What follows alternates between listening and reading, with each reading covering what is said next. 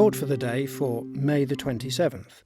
Today's readings: Joshua 13, Isaiah 17 and 18, 2 Timothy 3 and 4. Today's theme: Damascus will cease to be a city. Several prophecies in Isaiah attracted our attention as we read our 2 chapters in Isaiah today. Damascus was the capital of Syria in those days, and still it is today. We recall reading in the National Geographic magazine that Damascus is the oldest, most continuously inhabited city in the world, and there is no evidence that it was ever destroyed like other cities. But Isaiah is caused by God to write an oracle concerning Damascus: "Behold, Damascus will cease to be a city, and will become a heap of ruins." Chapter 17, verse 1. We conclude that the fulfillment of this prophecy is likely to coincide with the climax of the ages, which, the way events are moving, may not be that far distant.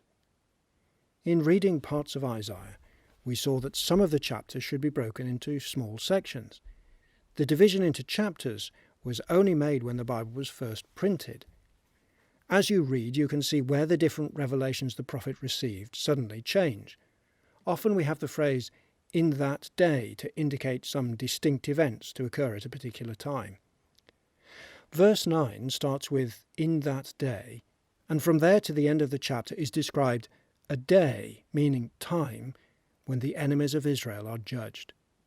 We read, "This is the portion of those who loot us, and the lot of those who plunder us," verse 14. And while it had an application in the past, it surely refers to a final event when Damascus becomes a heap of ruins. Verse 3 is about a time in the future when the remnant of Syria will be like the glory of the children of Israel, declares the Lord of hosts. Syria is linked with Assyria, and tomorrow's chapter 19 ends with an intriguing picture, verse 23, of a highway to be built.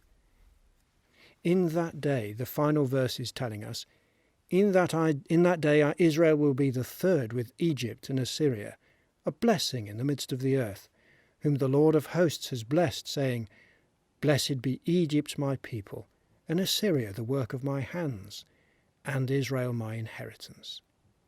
This is the time of the resurrection, when the faithful of all nations will be there. For surely over the millennia there have been many in Egypt and Assyria, which includes Babylon, who have known and served the true God. Let us commit our lives to God, so that we will also be there.